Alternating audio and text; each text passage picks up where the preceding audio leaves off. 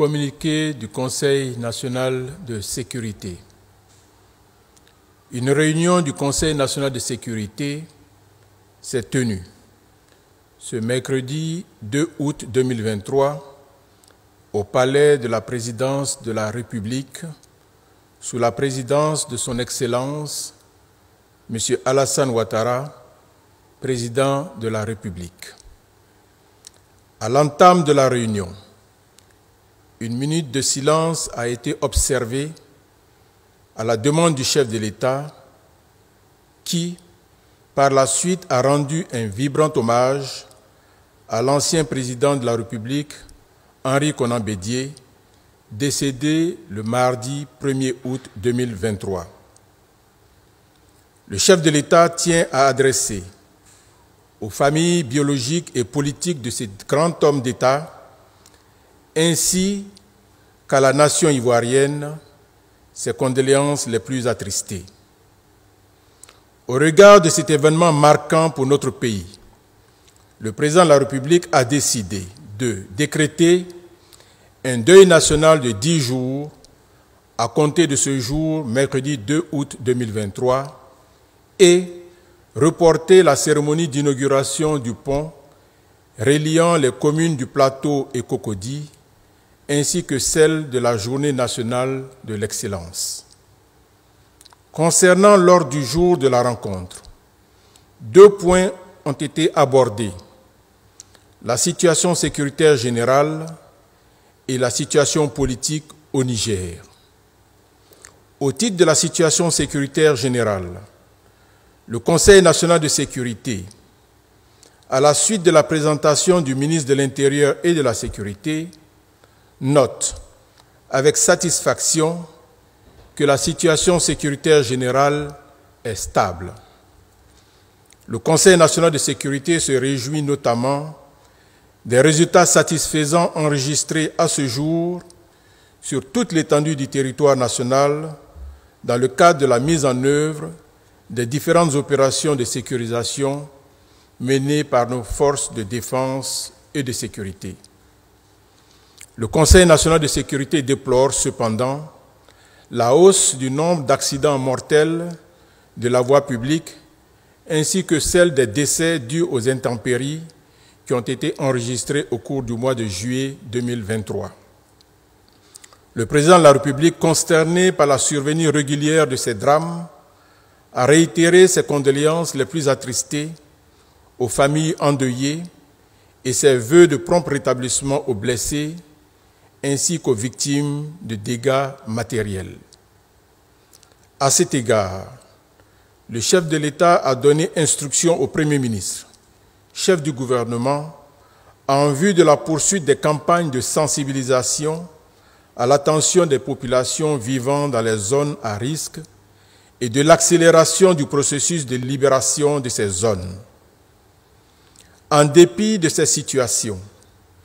le président de la République, satisfait du bilan sécuritaire général, a adressé ses vives félicitations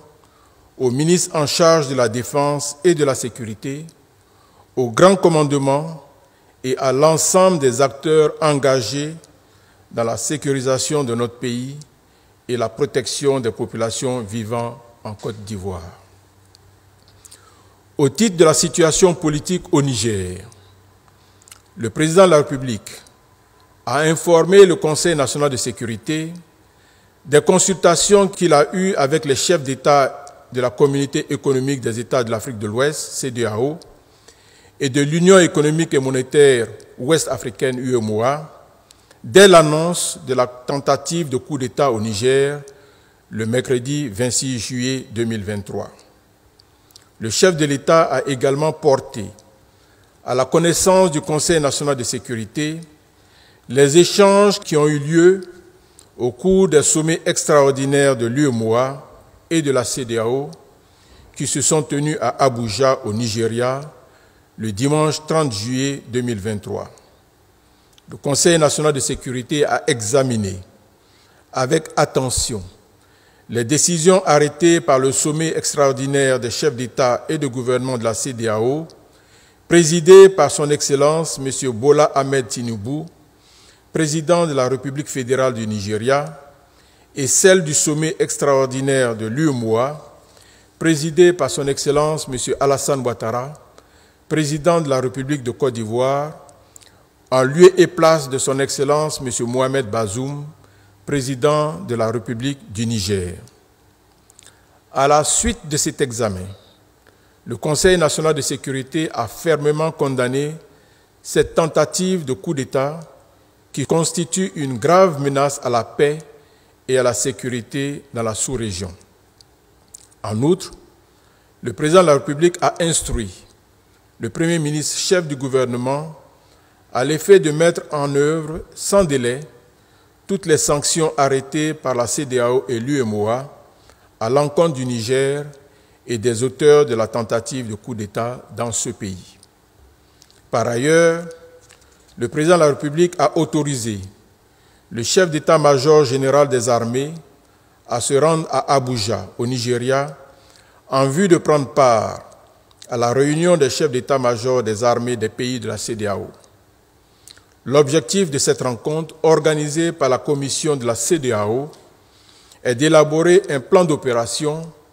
pour une éventuelle intervention militaire de la CEDEAO au Niger,